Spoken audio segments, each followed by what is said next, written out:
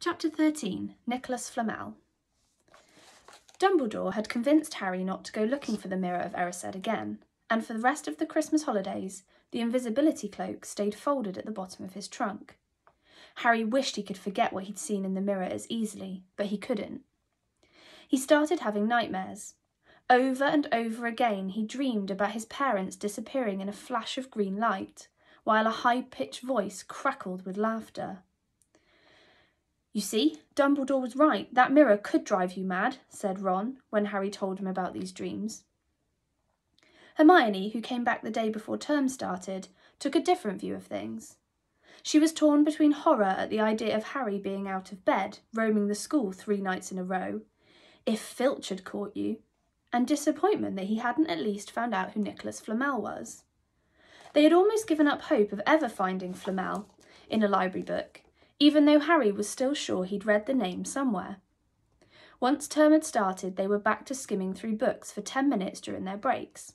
Harry had even less time than the other two, because Quidditch practice had started again. Wood was working the team harder than ever.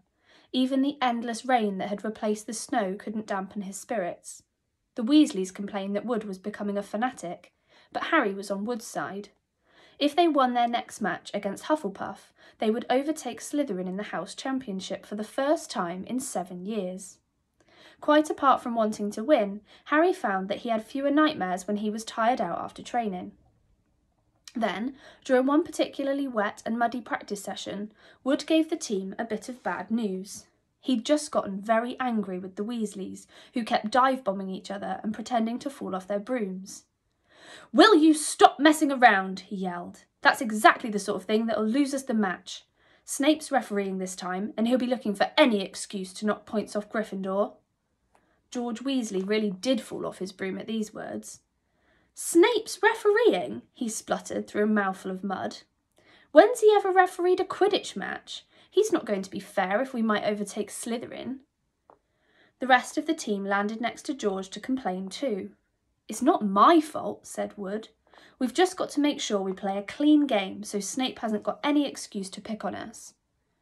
Which was all very well, thought Harry, but he had another reason for not wanting Snape near him while he was playing Quidditch. The rest of the team hung back to talk to one another, as usual at the end of practice, but Harry headed straight back to the Gryffindor common room, where he found Ron and Hermione playing chess. Chess was the only thing Hermione ever lost at, something Harry and Ron thought was very good for her. "Don't talk to me for a moment," said Ron, when Harry sat down next to him. "I need to He caught sight of Harry's face. "What's the matter with you? You look terrible." Speaking quietly so that no one else would hear, Harry told the other two about Snape's sudden, sinister desire to be a Quidditch referee. "Don't play," said Hermione at once. "Say you're ill," said Ron. "Pretend to break your leg," Hermione suggested. "Really break your leg," said Ron. "I can't," said Harry. "There isn't a reserve seeker. If I black out, Gryffindor can't play at all." At that moment, Neville toppled into the common room. How he had managed to climb through the portrait hole was anyone's guess, because his legs had been stuck together with what they recognised at once as a leg locker curse. He must have had to bunny hop all the way up to Gryffindor Tower.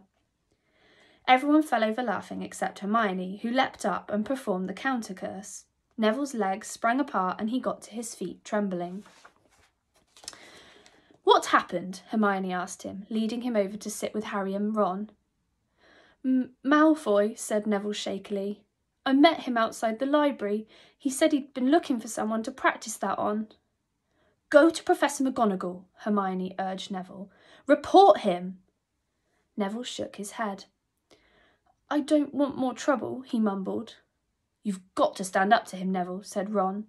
"He's used to walking all over people, but that's no reason to lie down in front of him and make it easier." "There's no need to tell me I'm not brave enough to be a Gryffindor. Malfoy's already done that," Neville choked out. Harry felt in the pocket of his robes and pulled out a chocolate frog, the very last one from the box Hermione had given him for Christmas. He gave it to Neville, who looked as though he might cry. "You're worth 12 of Malfoy," Harry said. "The Sorting Hat chose you for Gryffindor, didn't it? And where's Malfoy? In stinking Slytherin." Neville's lip twitched in a weak smile as he unwrapped the frog. "Thanks, Harry," I think I'll go to bed. Do you want the card? You collect them, don't you? As Neville walked away, Harry looked at the famous wizard card. Dumbledore again, he said. He was the first one I ever... He gasped. He stared at the back of the card. Then he looked up at Ron and Hermione. I found him, he whispered. I found Flamel. I told you I'd read the name somewhere before. I read it on the train coming here. Listen to this. Dumbledore is particularly famous for his defeat of the dark wizard Grindelwald in 1945, for the discovery of the 12 uses of dragon blood, and his work on alchemy with his partner, Nicholas Flamel. Hermione jumped to her feet. She hadn't looked so excited since they'd gotten back the marks for their very first piece of homework. Stay there, she said, and she sprinted up the stairs to the girls' dormitories. Harry and Ron barely had time to exchange mystified looks before she was dashing back, an enormous old book in her arms. I never thought to look in here, she whispered excitedly. I got this out the library weeks ago for a bit of light reading. Light? Said Ron, but Hermione told him to be quiet until she'd looked something up, and started flicking frantically through the pages, muttering to herself. At last she found what she was looking for. I knew it! I knew it! Are we allowed to speak yet? Said Ron grumpily. Hermione ignored him. Nicholas Flamel, she whispered dramatically, is the only known maker of the Philosopher's Stone. This didn't have quite the effect she'd expected. The what? Said Harry and Ron. Oh, honestly, don't you two read? Look, read that there. She pushed the book towards them, and Harry and Ron read. The ancient study of alchemy is concerned with making the Philosopher's Stone, a legendary substance with astonishing powers. The stone will transform any metal into pure gold. It also produces the elixir of life, which will make the drinker immortal. There have been many reports of the Sorcerer's Stone over the centuries, but the only stone currently in existence belongs to Mr. Nicholas Flamel, the noted alchemist and opera lover. Mr. Flamel, who celebrated his 665th birthday last year, enjoys a quiet life in Devon with his wife Prunella, 658. See, said Hermione when Harry and Ron had finished, the dog must be guarding Flamel's Philosopher's Stone. I bet he asked Dumbledore to keep it safe for him, because they're friends, and he knew someone was after it. That's why he wanted the stone moved out of Gringotts. A stone that makes gold and stops you from ever dying, said Harry. No wonder Snape's after it. Anyone would want it. And no wonder we couldn't find Flamel in that study of recent developments in wizardry, said Ron. He's not exactly recent if he's 665, is he? The next morning, in Defence Against the Dark Arts, while copying down different ways of treating werewolf bites, Harry and Ron were still discussing what they'd do with a Philosopher's Stone if they had one. It wasn't until Ron said he'd buy his own Quidditch team that Harry remembered about Snape and the coming match. I'm going to play, he told Ron and Hermione. If I don't, all the Slytherins will think I'm just too scared to face Snape. I'll show them. It'll really wipe the smiles off their faces if we win. Just as long as we're not wiping you off the field, said Hermione.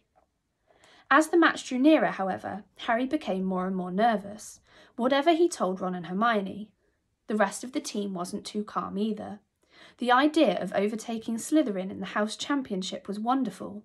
No one had done it for 7 years. But would they be allowed to with such a biased referee? Harry didn't know whether he was imagining it or not, but he seemed to keep running into Snape wherever he went. At times, he even wondered whether Snape was following him, trying to catch him on his own. Potions lessons were turning into a sort of weekly torture. Snape was so horrible to Harry. Could Snape possibly know they'd found out about the Philosopher's Stone?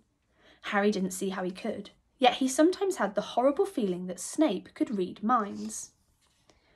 Harry knew, when they wished him good luck outside the locker rooms the next afternoon, that Ron and Hermione were wondering whether they'd ever see him alive again. This wasn't what you'd call comforting. Harry hardly heard a word of Wood's pep talk as he pulled on his Quidditch robes and picked up his Nimbus 2000. Ron and Hermione, meanwhile, had found a place in the stands next to Neville, who couldn't understand why they looked so grim and worried, or why they'd both brought their wands to the match. Little did Harry know that Ron and Hermione had been secretly practising the Leglocker curse, They'd gotten the idea from Malfoy using it on Neville, and were ready to use it on Snape if he showed any signs of wanting to hurt Harry.